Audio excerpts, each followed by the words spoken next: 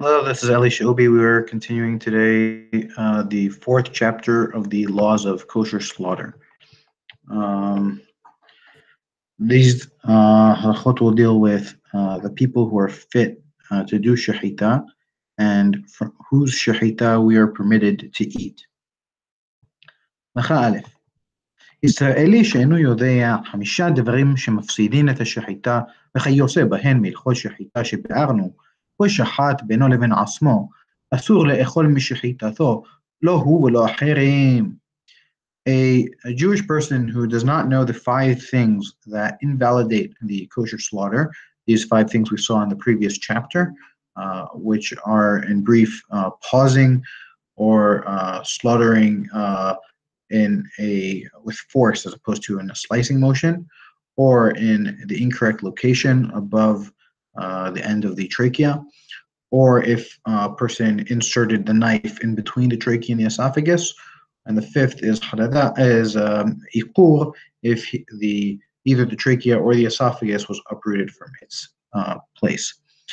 So anyone who doesn't know these 5 things that invalidate the kosher slaughter and other laws like them of the laws of shehita, of kosher slaughter, that we have already explained. Right, these include things like how to check the knife, what things make a knife improper for slaughtering, and so on. So a Jewish person who does not know these things and then goes and slaughters on his own without any one supervising him, it is prohibited to eat from his slaughtered meat, both for him and for others, meaning even he may not eat from his own meat. והרי זו קרובה לספק נבלה, האוכל ממנה מקין אותו מקת מרדות. And this is close to being a nevela, a case of an animal that was not slaughtered properly out of doubt, right? Out of doubt because we don't know if he did it properly or not, because he doesn't know what is proper and what is improper, and no one was there to see what he did. So it's close to being like that. Nevertheless, from the Torah, it is not a nevela, and since he did slaughter, even if we don't know if he did it properly or not, therefore it's only prohibited by rabbinic prohibition, and a person who eats from this meat, we give him lashes of rebelliousness, meaning that it's a rabbinic prohibition. הלכה ב' ואפילו שחט בפנינו 4 ו5 פעמים שחיטה כשרה, והרי השחיטה זו ששחט בינו לבין עצמו נכונה וגמורה, אסור לאכול ממנה, הואיל ואינו יודע דברים המפסידים, אפשר שיפסיד השחיטה והוא אינו יודע, כגון שישהה או ידרוס או ישחוט בסכין פרומה וכיוצא באלו בלא כוונתו. And even if he had already slaughtered in front of us 4 or 5 times, and he did a valid slaughtering those 4 or 5 times, meaning so he has comfort, right? He has done a proper slaughter before. He knows what it's supposed to be like, more or less, and he feels comfortable doing it.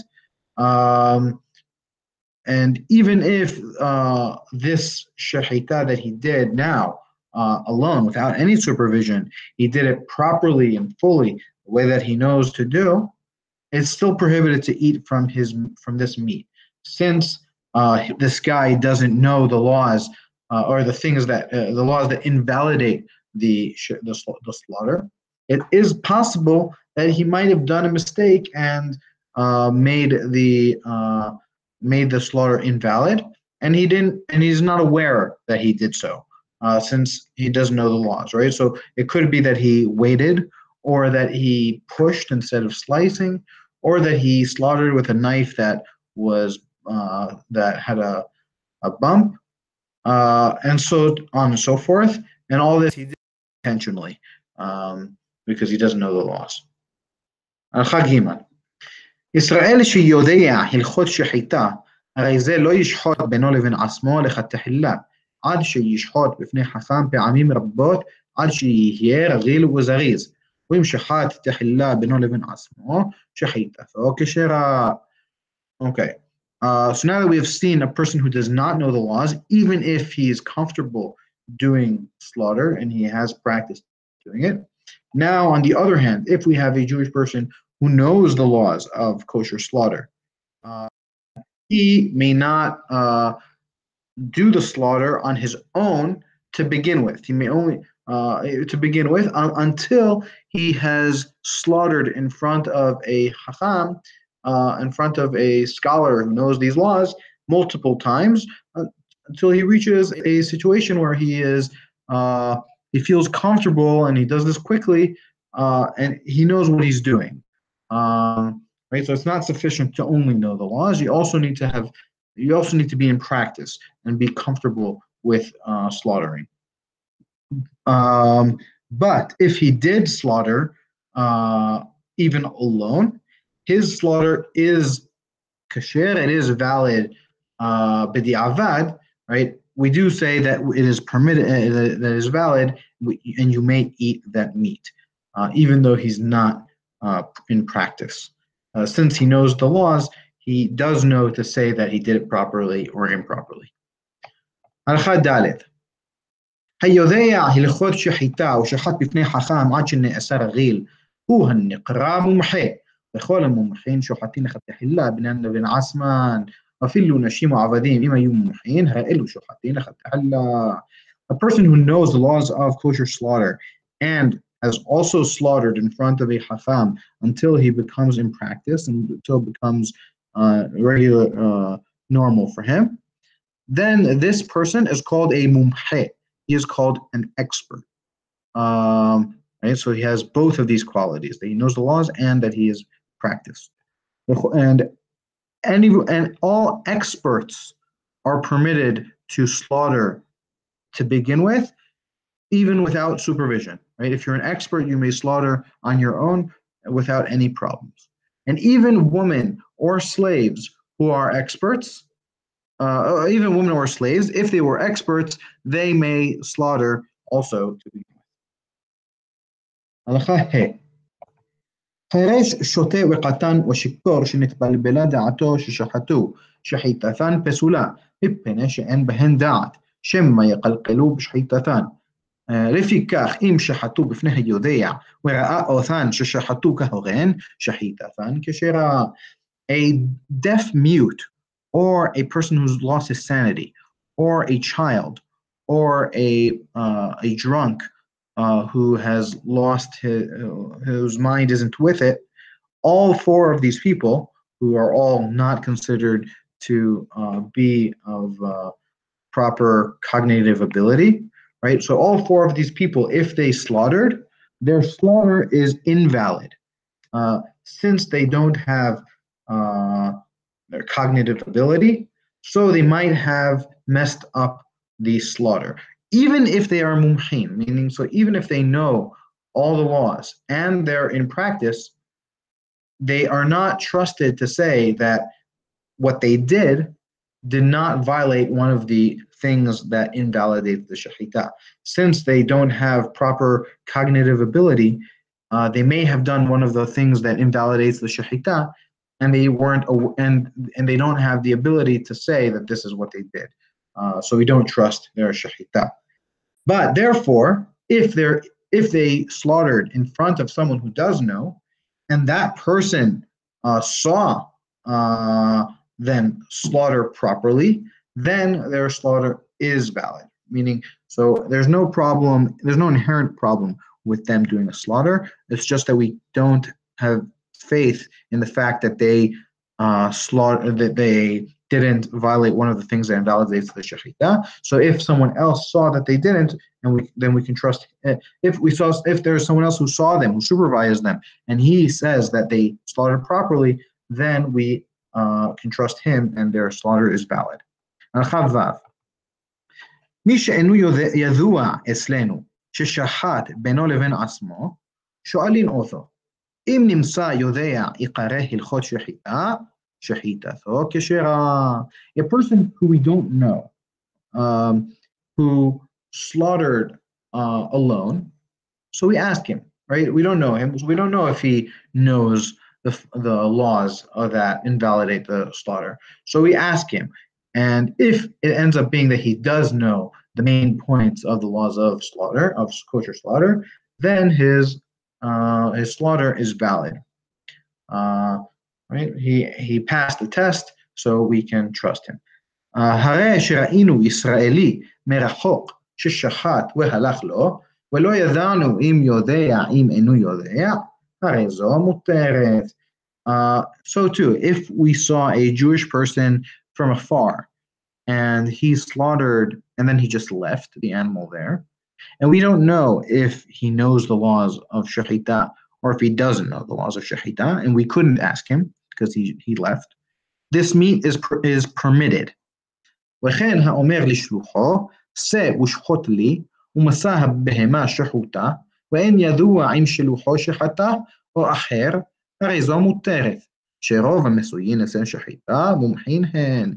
And so too, a person who says to his messenger, go and slaughter this cow for me, and then the person who sent the messenger comes and finds this animal that it had already been slaughtered, and he doesn't know if it's his messenger who slaughtered it or if some other person slaughtered it. This too is permitted. In all of these laws, the reason is that because most of the people who are found to conduct slaughter, we are generally experts, right? So we have a presumption that if an animal has been slaughtered, it's most likely been slaughtered by an expert, because a person who isn't an expert probably won't pick up a knife and slaughter. And in this case, it goes according to Rov. הלכה זין. עבד לו גדי או תרנגול ומשאו שחוט, בבית מותר שרוב המסויין אצל שחיטה מומחין הם. משאו בשוק אסור, שמא נתנבל ולפיכך הושלך. וכן אם משאו באשפה שבבית אסור. If he lost a young goat, a kid, or he lost a chicken, and he found them slaughtered, right? So he lost them when they were alive, and then he found them and they had been slaughtered. If he finds them in the house, in a house, then it is permitted, because of this principle that we just said, that most of the people who slaughter are experts. If he found it in public, in the market, then it is prohibited, because we suspect lest the shehita wasn't done properly and it became a nevela, and that's why it was thrown out, right? So usually you're not going to have a slaughtered kid out and thrown out in public. So we assume that it wasn't done properly and that therefore the animal is prohibited, and that's why the shochet threw it out. That's why the butcher threw it out. And so too, if we find it in the garbage in the house, it is also prohibited. Since here also we assume that the person who slaughtered it understood that it was prohibited, and that's why he threw it out. הלכה ח' מומחה שנשתתק והרי הוא מבין ושומע ודעתו נכונה, הרי זה שוחט לכתחילה, וכן מי שאינו שומע, הרי זה שוחט. An expert who had become mute, right?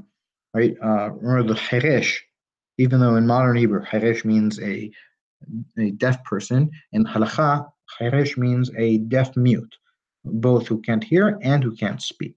So here in this Halakha, we have the people who are not Hiresh, but they only have one of the two things, right? So an expert who became mute and can't speak, but he can understand and hear, right? Since he has one of the functions, we assume that his cognitive abilities he's capable, cognitively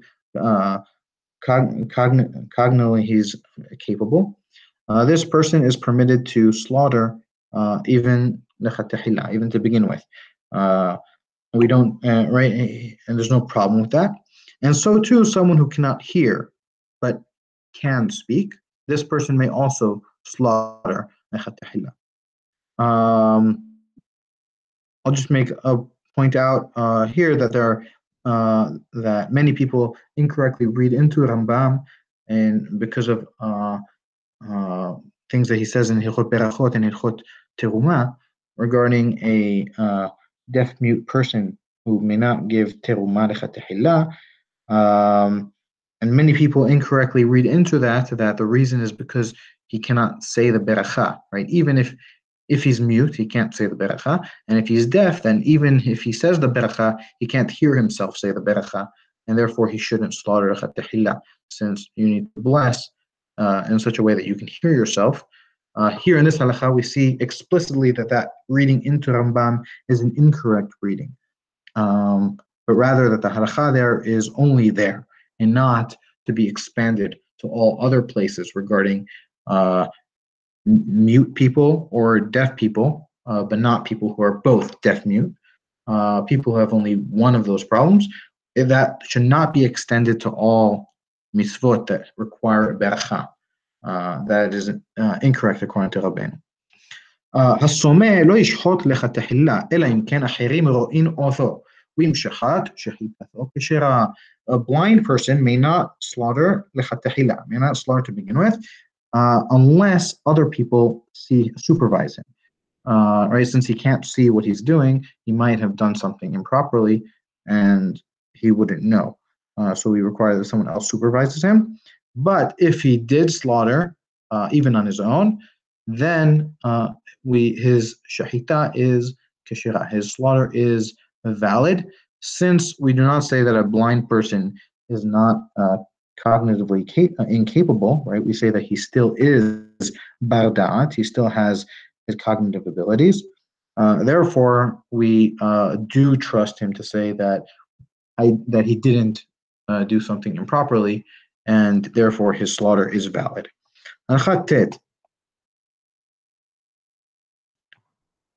נוכרי ששחט, אף על פי ששחט בפני ישראל בסכין יפה, ואפילו היה קטן, שחיטתו נבלה, ולוקה על אכילתה מן התורה, שנאמר, וקרא לך ואכלת מזבחו.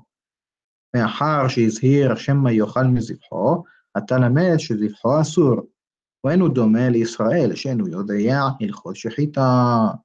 A non-Jewish person who slaughters, right, a foreign person who slaughters, even though he slaughtered in front of a Jewish person and he slaughtered with a knife that was proper, that was properly checked and sharpened, even if this non-Jewish person were a child, his shehita, his slaughter, is a nevela, right?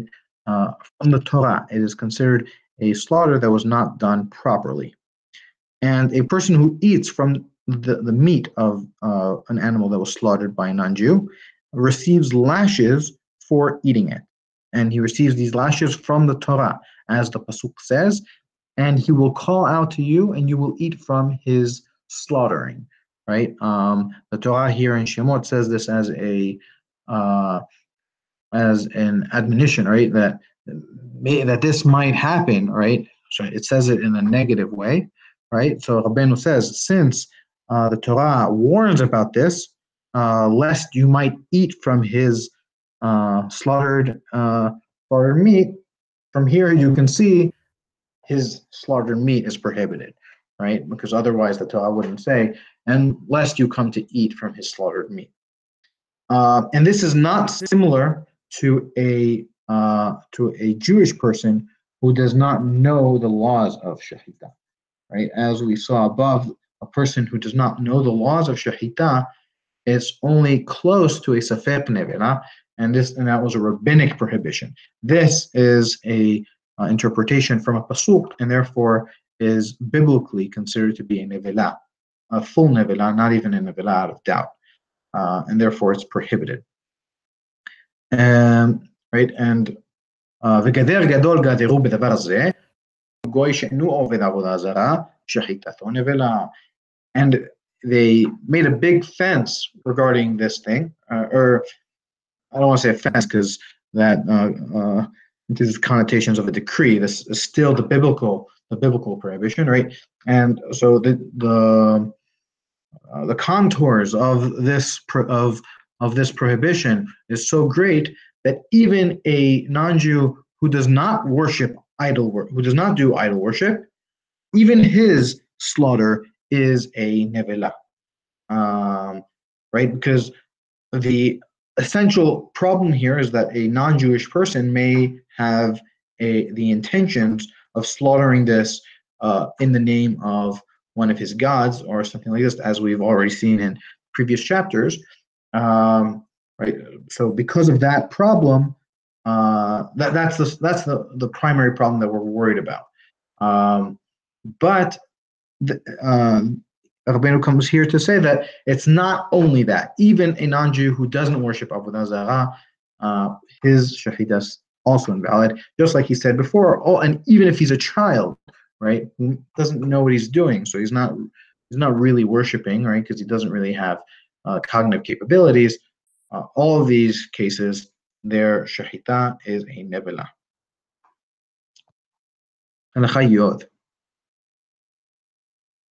Right, and this is very much like the case with wine, that even a non-Jew who doesn't, who isn't an idol worshiper, also prohibits the wine. It's the same thing here. הלכה התחיל הגוי לשחוט מיעוט הסימנים וגמר ישראל, או שהתחיל ישראל וגמר הגוי, פסולה. ישנה לשחיטה מתחילה ועד סוף. If a non-Jewish person started to slaughter a bit of the simanim, a bit of the two pipes, right, a bit of the trachea in the esophagus, and then a Jewish person came and finished the shehita, or if a Jewish person started and then a non-Jewish person came and finished the shehita, then this slaughter is invalid, because we say that there is of slaughter from the beginning until the end, meaning that the slaughter is considered to be one entire unit, right? It's one process. So if at any point the goy intervened, so then he kind of invalidates the entirety of the process, and the whole thing becomes invalid, right? The opposite opinion would have been that and then it's only the person who finishes who is significant, but that's not the halakha. The halakha is that at any point of intervention by the non-Jew, it makes it prohibited. אבל אם שחט הגוי דבר שאינו עושה אותה נבלה, כגון ששחט חצי הגרגרת בלבד, וגמר ישראל, הרי זו כשרה. But if the non-Jew slaughtered an amount that does not make it a nevela, such as if he slaughtered only half of the trachea alone, and then a Jewish person came and finished, then this is a valid slaughter, right? Since cutting into up to half of the trachea doesn't mean anything, right? Even if you stop and then take out the knife and come and slaughter the same animal half a year later, that's still fine. It doesn't make it a nevela, nor does it make it a terefa, and it is inconsequential. From here, we can see that the mi'ut simanin, the minority of the two pipes, does not mean a minority of the like less than 50%. It means that it crosses this 50% of the maneh, or even a little bit of the veshet, right? Because we said that a little bit of the veshet also makes it a nevela, right? He does that amount, so a majority of the trachea or a little bit of the veshet, and that is what makes it prohibited. הלכה יוד א' ישראל משומד לעבירה מן העבירות שהיה מומחה, הרי זה שוחט לכתחילה. וצריך ישראל כשר לבדוק את הסכין, ואחר כך יתננה למשומד זה לשחוט בה, מפני שחזקתו שאינו טורח לבדוק. A Jewish person who is meshumad for any sin of all of the 613 mitzvot, right? Meshumad here means that he, as Rabbeinu defined in middle of Hilchot Teshuvah, And Mishumad is someone who has kind of deleted a commandment from his mind, right? Meaning there's one commandment that he says, I don't do that commandment, right? But he does it not out of because it's too hard for him or because he can't do it or something like that. Rather, out of anger, right? He does it intentionally in order to anger, right? I disagree with this commandment, so this commandment specifically, uh, I don't do that one, right? That is a meshumad for an avera min ha'averot, right? So such a person who is an expert, he is permitted to slaughter even a chatahilla to begin with. But a Jewish person who is but a Jewish person who is kasher, meaning who is not mishumad, an avera min ha'averot, right? A person who we trust and is not invalidated for any reason. He must first check the knife, and then he should give the knife to this mishumad uh, that he should slaughter with it, because our presumption is that he's not going to bother and check, right? So even though he's permitted to slaughter on his on his own, um, we don't trust him to check the knife properly. So we require someone else to do that. ואם היה משומד לעבודה זרה, או מחלל שבת בפרהסיה, או מין, והוא הכופר בתורה ומשה רבנו, כמו שביארנו בהלכות תשובה, הוא כרועי ושחיטה, so נבלה. But if he is a משומד, not for any avira, not for any transgression, but specifically for the transgressions of avodah zarah, of idol worshipping, or if he was a person who desecrated Shabbat in public, or if he were a mean is, as we saw in Hilchot Teshuvah, is a type of heretic who either thinks that there is no God, or that there is a God but he is more than one, or that there is a God but he also has a body, right? Any of these like idol worshiping type of ideas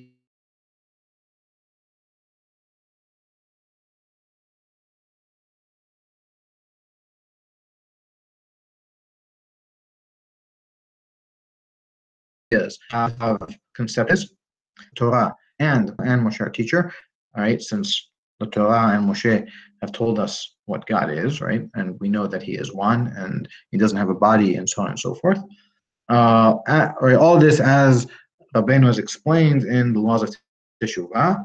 So such a person, he is considered like a non-Jew, and his Shehita is a nevela, right, and is prohibited from the Torah.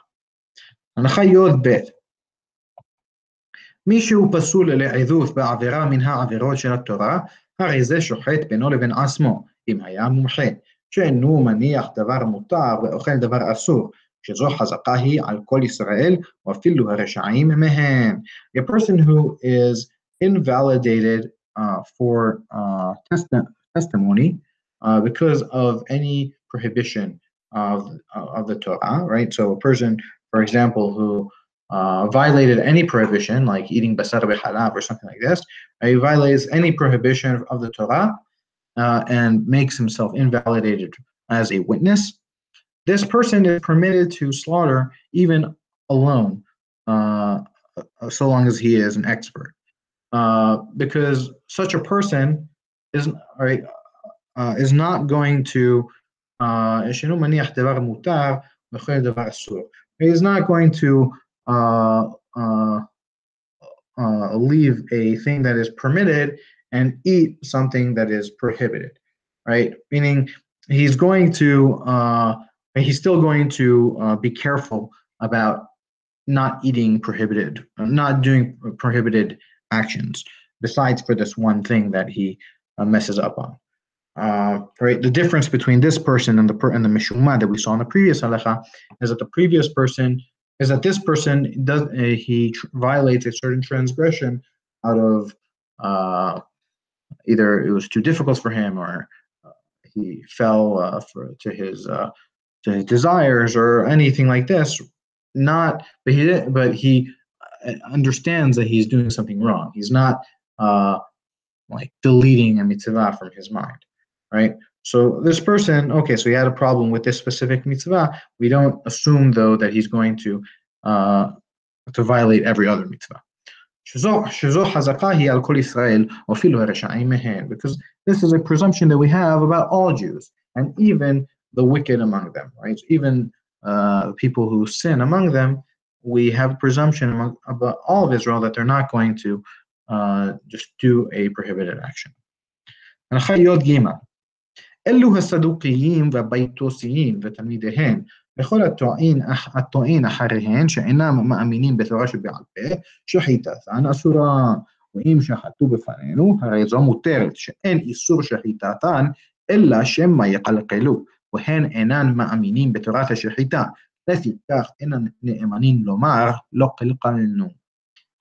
These followers of Saduk and Baitos, right, who were two people in the early Tannaitic period who were kofer b'torah be'al peh, right? They rejected the entirety of the oral tradition, right? So these followers of them, and so too all others who err after them, who do not believe in the oral Torah, right? This includes, for example, Karaites. Their slaughter is prohibited. But if they slaughtered in front of us, then it is permitted, because since the only reason that their slaughter is prohibited is only because we suspect that they might have messed up the shahita, right? They might have done one of the things that invalidates the shahita, right? And since they don't believe in the entire Torah of shahita and the whole legal instruction, all the legal instructions pertaining to shahita, since as we saw in the beginning in Perek Aleph, that all that the Torah says is v'zevachta ka'asher siviticha, and you shall slaughter as I have commanded you. But all of the details of that, of what it means that as I have commanded you, are all known only via the oral and not from the written Torah. And since these people do not believe in the oral Torah, they don't believe in the entire set of instructions pertaining to the kosher slaughter. And therefore, since they don't believe in these laws, they're not trusted to say that we didn't mess up. Because even if they know the laws, right, even if they know that, let's say, waiting, that we would think that waiting makes it prohibited, since they don't believe that, so they're not trusted to say we didn't wait. Rather, someone else has to watch them. הלכה י"ד כשהיו ישראל במדבר לא נסתובבו בשחיטת החולין, אלא היו נוחרים או שוחטים ואוכלים. Rabbeinu here gives some historical progression of the laws of shahita in the generation of Matan Torah, right? So when Israel were in the desert, right, meaning throughout the 40 years that they were in the desert before they entered into Israel and before Sefer Devarim, when Israel was in the desert, they were not commanded to do shahita, to do this type of slaughter regarding hulin, regarding unsanctified meat. Rather, they were allowed to stab an animal in the chest, or they could slaughter and eat like all of the other goyim, right? They could do nehira, they could do shahita, they could do whatever they wanted, and then eat just like all of the non-Jews. And then when they were in the desert, ונסתובבו במדבר שכל הרוצה לשחוט לא ישחוט אלא של עמי, שנאמר איש איש מבית ישראל אשר ישחוט שור ואל פתח אוהל מועד למען אשר יביאו וזבחו זבחי שלמים לאדוני. Right, these are his pesukim from Vayikra, Leviticus 17, pesukim 3 through 5. אבל הרוצה לנחור ולאכול במדבר, היה נוחר ואוכל, right?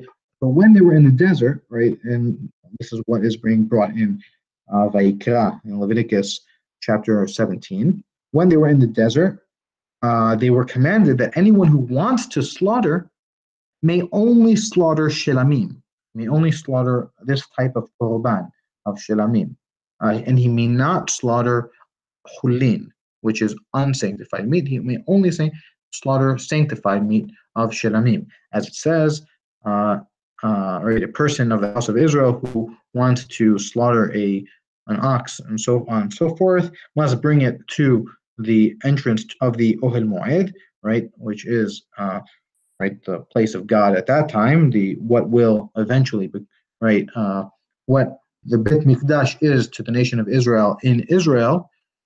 Ohel Moed was to the nation of Israel when they were still in the desert.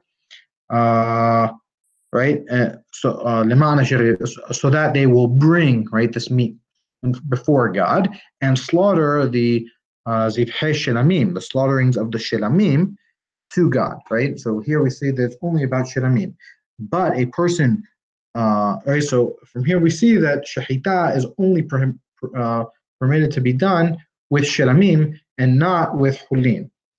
But a person who wants is permitted to just do nehira, to stab the animal in the chest and to eat when they were still in the desert, right? Right. So a person who wants to stab and eat in the desert is allowed to stab and then eat, right? He doesn't have to do shahita. ומצווה זו אינה נוהרת לדורות, אלא במדבר ובלבד בעת היתר הנחירה.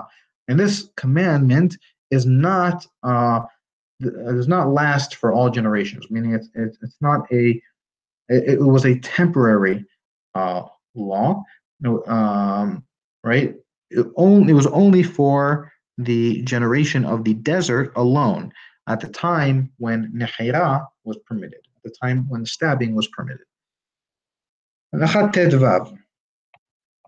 ונסתובבו שם כשייכנסו לארץ תאסר עליהם הנחירה, ולא יאכלו חולין אלא בשחיטה, וישחטו בכל מקום לעולם חוץ לעזרה, שנאמר כי ירחיב אדוני אלוהיך את גבולך, וזבחת מבקרך ומצונך אשר נתן אדוני לך, אשר ציוויתיך. וזוהי המצווה הנוהרת לדורות, לשחוט ואחר כך יאכל. But they were commanded there that when they enter into Israel, right, and there, in this case, is in Devarim, meaning so that there was a period of time between while they were in the desert until they were about to enter into Israel, right? During that time is what Rabbeinu described in Halakha Dalet. And then as they were about to enter Israel in Devarim, right, when Moshe was giving them the speech before entering into Israel, they were commanded that when they will enter into Israel, the nehira, the stabbing of animals, will become prohibited upon them, and that they may not eat, that they may only eat hulin, they may only eat unsanctified meat through shahita, through kosher slaughter, and that they may slaughter in all places forever, except for the azara, except for the area in the Makdash, in the temple. As it says, when the Lord your God will expand your borders, right? So this is referring to the entering into Israel. And you shall slaughter from your cattle and from your flock, which the Lord has given you, right? Right. So only when you enter into Israel, only when he expands your borders. And this is the commandment that lasts for all generations, that first you must slaughter, and only then may you eat. And this is the halakha as we have described it up until now. With that, we conclude chapter 4 of Hilchot Shehita.